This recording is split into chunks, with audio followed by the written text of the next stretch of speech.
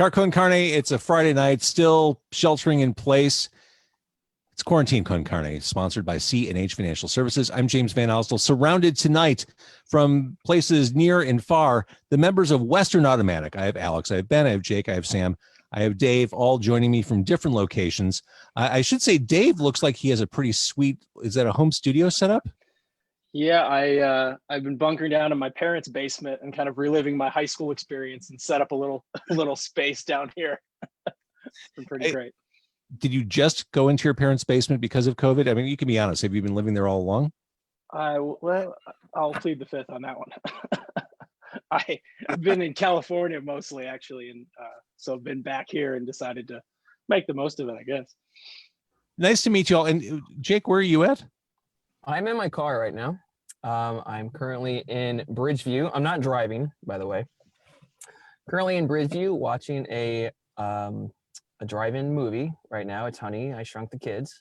Nice. The Chicago Drive-In over at SeaPeak Stadium. Yep. I'm looking right at it, actually. That is fantastic. Yeah. So you have it. Doesn't the movie start soon? It's actually just started. Just now. All right, so let's wrap this up. Thanks, everybody. Yeah, I'm out, by the way. Great interview. Yeah. Well, we hit all the notes. Who you are, name of the band.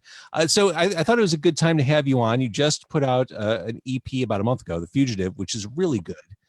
Oh, thank you. One of the ongoing discussions I have with musicians, with local bands through this whole pandemic period is whether or not to release music. There are two schools of thought. One being, let's wait until we can tour and support it. The other being, no, let's get the content out there. Obviously, you're of the latter. Was this something you discussed, or was it just, okay, we've got music, let's put it out, you didn't think about it? I'd like to take this one if I could. We had a huge advantage in this case, I think, over a lot of people, over just in terms of really not knowing what the hell we're doing. So we recorded. That's great. It is our style, yes. Yeah. Yeah. We have to put up with every day. Yeah. we recorded the EP and we put all of this time and money into this music that we truly, deeply, madly believe in. And all of this stuff happened. And we got stuck indoors literally right before we were planning on releasing it. And we all just kind of looked at each other and said, well, we can't play any of the shows. Dave is stuck in California. None of us can go outside. Fuck it. And so we just put it out, and it actually, I mean, who knows? Because we don't really get to see what happened, what would have happened the other way. But for a band that can't tour right now because our drummer is on the other side of the country, it worked out okay, I think. Yeah. Well, I think it sounds great. It kicks off with Lemon Party. Those big guitars take you right into it. And guitars are your thing. You make the guitar a very sexy instrument. Desert Eye, another great song. But I want to jump ahead on the EP to Stillness in the Void, which to me has the most visual sound on the EP. It has a very cinematic way of rising and falling with a sense of drama and tension. Why don't you tell me about that song? I'll take this one, if that's okay. Go for it. I think this was one of the first songs. So I've been in the band for what now, like 2.5 years, maybe close to 3. And this was one of the first songs that I kind of saw come to fruition, I would say. And I think it really exemplifies like what our strengths are as a band, and what our, all of our individual parts, how it comes together. And this wasn't really a song that I felt that we really thought about too much. It just kind of came out of thin air, I would say. Like, it just started with one of us playing a riff, and we started building upon it. And then the next time we came around, it started kind of the same way. And so it slowly turned into a song.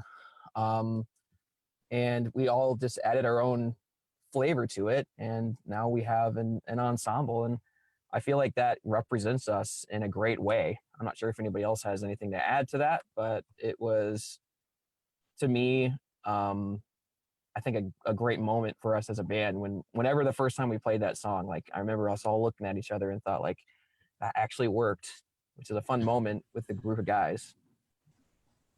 Yeah, I think that was because I was Jake's the most recent member of the band, and there was another bass player working for a while before then, and I was, I guess, the second most recent.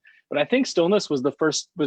We had a lot of riffs, but I think Stillness was the first song that all of us settled on. I think you're totally right. I think we had been passing things around and writing things and arranging things, but that song clicked first, and that kind of kicked off the rest of the songs to be finished. Yeah. Oh, go ahead, Alex.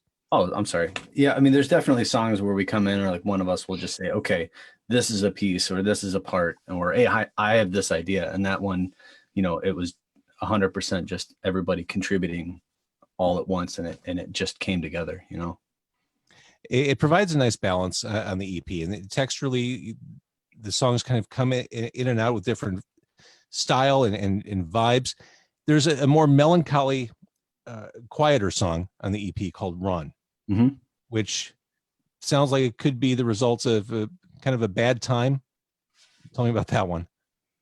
Yeah. So Run was one that I had demoed up on a 2-track tape machine a while back, and it sounded super different. Yeah, it was written about, some failed relationships and stuff a long time ago. I've been happily married for a long time now, so it's nothing to do with my wife or any of that, but it was about, it's about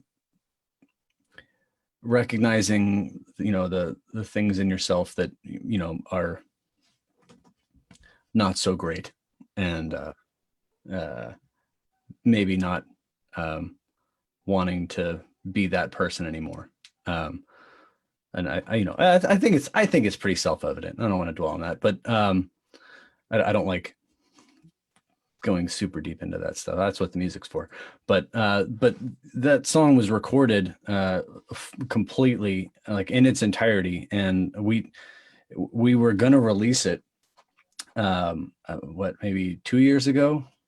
About that. Yeah, and it just didn't feel right. It didn't quite fit, and the arrangement wasn't quite the same, and it just didn't work. It's one of those things where, like, you can put all the work in the world into something and recognize that even if you put all the time in, if the feeling isn't there, if the vibe isn't right, then you just can't do it. So we had to scrap that and just start over from scratch in this session, and we cut all, this whole EP was cut live, and then we just put some overdubs over it with most of it. I think the bass and the drums and all of that was 100% live, and then we just overtracked some of the other stuff.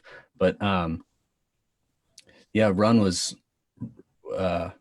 this one, it turned out so much better, and that was, for me, I was so happy when we finished that, because I had cut that versions of that song so many times before we landed on this, and that was one where as soon as it was done, as soon as we finished the mix, I just like breathed a sigh of relief, and I was like, I can walk away. It's done. It's there. It's out in the world. Finally check that box. I enjoyed that story because I always thought you were just writing a song for a Nike commercial or something like that. Yeah. The original title was, "Hey man, let's do it." Like LeBron James. Wait. Yeah. We're really trying to sell out. I'm just kidding. We've made every attempt. People just aren't paying us for it. Yeah. The guitar, I wouldn't oppose that for sure.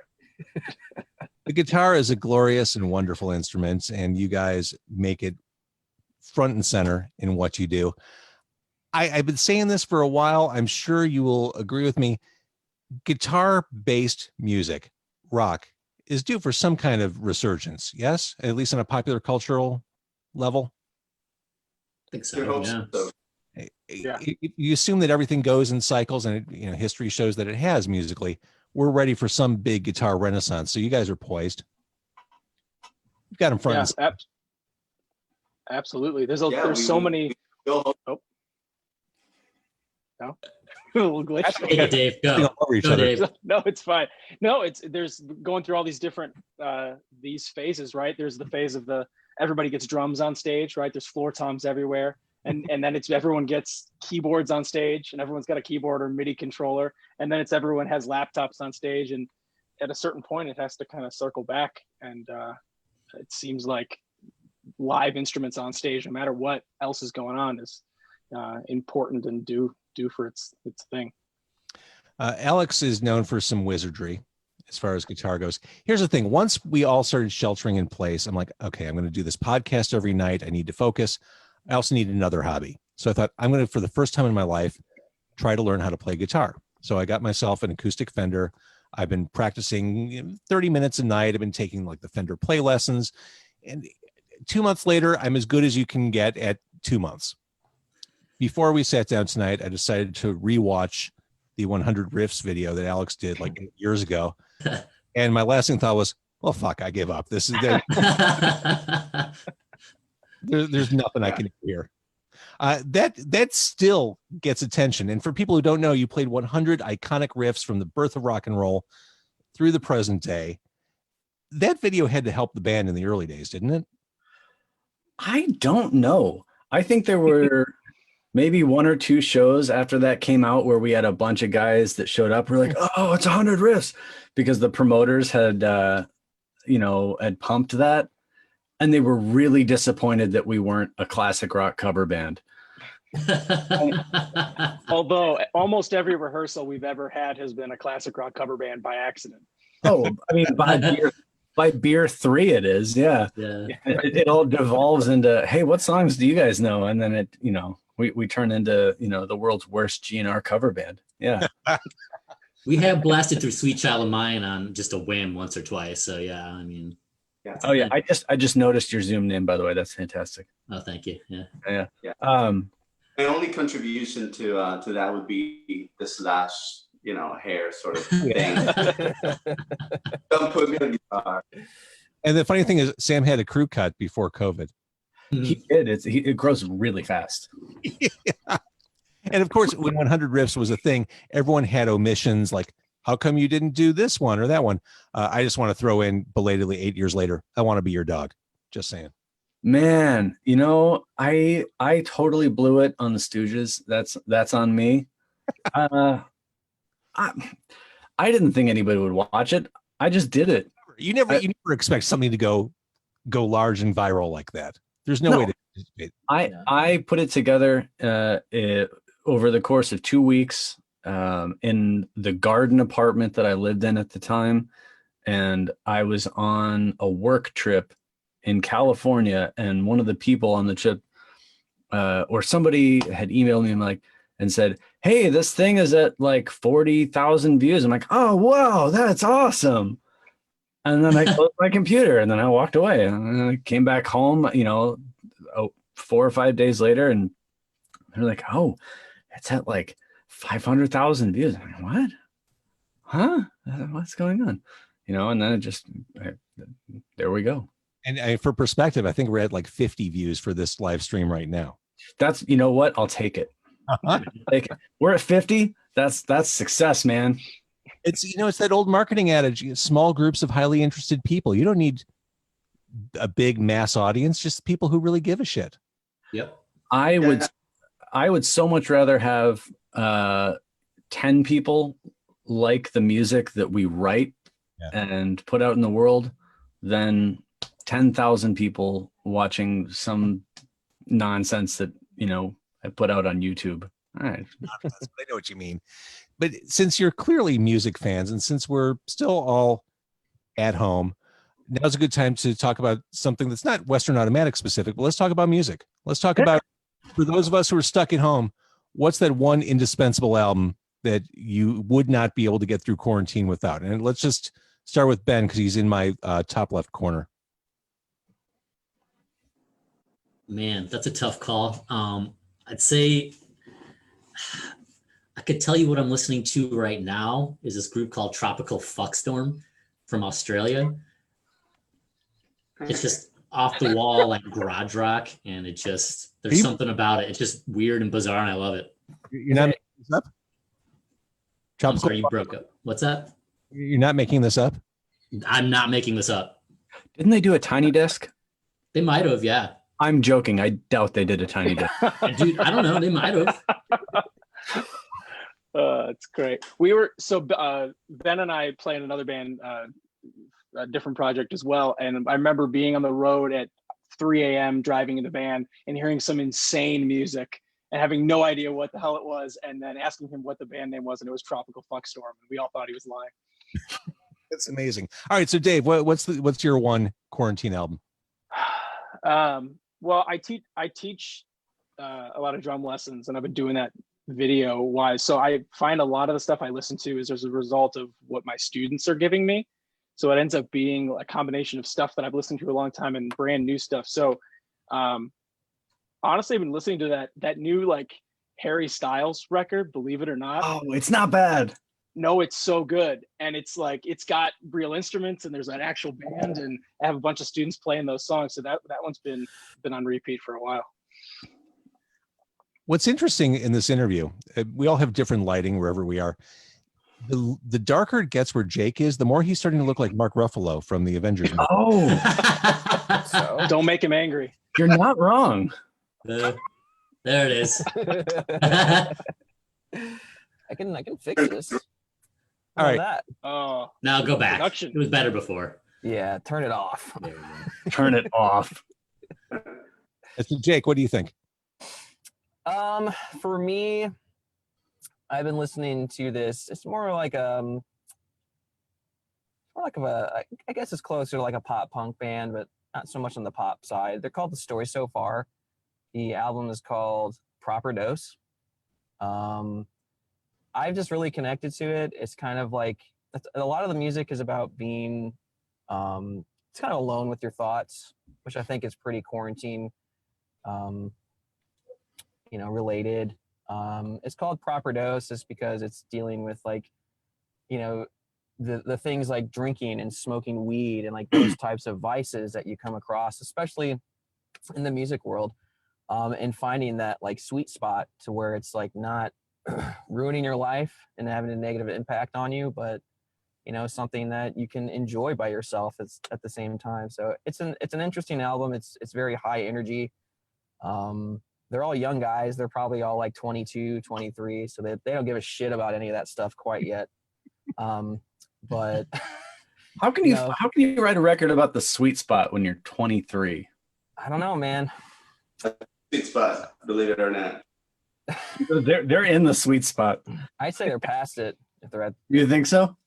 I mean, if you listen to the music, they're definitely past that sweet spot. But that's kind of what it's about. Just kind of like getting ahead of yourself in life, not just with drugs or music or anything like that, but just kind of like finding that sweet spot in life, and just what that means to you. I feel like they really weren't afraid to talk about.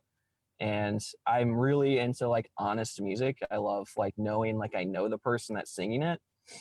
Like, if you listen to like Guns N' Roses, it's like, yeah, those are like hella sweet riffs and shit, and Slash is awesome. But like, I'm not gonna like, I don't feel like I know Slash. I couldn't tell you one thing about him other than he's a cartoon character in real life. And I just feel like I love listening to music and knowing and like learning about bands where I feel like if I were to meet them on the street, that I could have a conversation with them. And whether or not that's real or not, it's a feeling I get when I'm listening to new music. So, all right, Sam, what's your pick? So one of the things I set out to do during this quarantine was to learn to play slide guitar and to learn to play bass. And so I actually picked up a bass from Alex and from the CME a couple of weeks or about a month ago. And so rather than listening to an album in particular, I've been listening to a lot of bass, iconic bass lines on different, albums. So been listening to a lot of reggae, a lot of Bob Marley, a lot of Dave Matthews, and some Beatles stuff. Hoping to learn a thing or two and steal Jake's job in the band. You know who my favorite bass player is? Any keyboard player is left hand. That's right. I don't know about Great. that. That's a terrible joke, but what are you gonna do? Good choice. So that's basically it. All right. Well, what about you, James? What are you listening to? Oh no, you're not supposed to turn the tables on me. I'm just gonna do it just once. Boom. It's the Wild West out here, James. I'll give you a local band album that I've been listening to a lot lately. The Rookie album on Bloodshot, I think, is breezy guitar based stuff. I mean, I think they kind of got they're in a bad spot. They put the album out just as quarantine happened. They were really kind of right at that point where they could have made a giant leap forward, and I think they were set back by the quarantine. But that album is a fantastic listen. I mean, it's like straight out of 1974. It's wonderful. Nice. One of many things. But did we not get you, Alex? No, that's okay. I'm not offended. I've been going back and forth. There's a friend of mine turned me onto a band called Hiss Golden Messenger, which I feel like I should have known about because apparently they've been going for a long time.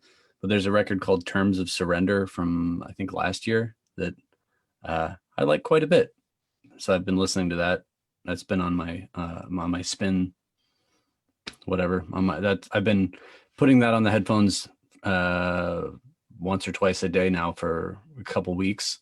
I'm a big Jenny Lewis fan, and she's doing backups on that, kind of like a Linda Ronstadt, Neil Young kind of thing, like in terms of like backing up. So that's it's really good. It's super poppy, but I dig that one. So I've kind of been going back and forth between that and the newest Tool record, which is an interesting contrast, but it's all about the mood you're in, I guess. It really is. So if you're just joining us on Facebook Live, this is Western Automatic. The Fugitive is their latest EP. One of the things or topics that has come up over the past few months is how to conduct not how to conduct, but how to move forward through the pandemic. You can't tour. All the usual rules are kind of gone. How do you innovate around this situation and keep the band vibrant? And there may not be a good answer, or you might have an idea of how to move forward or through this. I think it kind of boils down to everybody's individual efforts on their own, you know? I mean, I know Dave does constantly put stuff out. Alex did a couple of videos with our songs. Just whatever you can do to keep your friends and people who follow you online to sort of engage with what you're doing personally, I think is a start. Good way to get the word out about your group, at the same time. I mean, you guys are plenty active on social media. I still believe that we're on the precipice of some kind of music video renaissance. As bands can't tour, I think creating interesting, compelling videos might become more of a focus for artists. Remains to be seen, but I feel like that's a pretty clear option. Absolutely. I agree with you. And I think that obviously the music industry is very affected not only by the inability of, going out and touring or performing, but also because quite honestly, musicians are not making any real money from selling albums. But it seems like the way forward is through live streaming, through films, shows, that kind of thing. And I think that obviously the technology nowadays, as far as, every one of us has a very sophisticated camera on us, at all times. So I think, wasn't it Lady Gaga that released the video entirely made on the iPhone? Yes. I believe so, Maybe. right? That's cool. Yeah. So I think that music videos and music in videos or in film is the way forward. Definitely. I feel like we should wrap up soon because Jake is so done with this. His movie's already started. Hey, it's funny. I Shrunk the Kids. I've watched it. I actually watched it about 3 months ago, but I've seen it at least 12 times in my life. So trust me. Are they in the yard yet?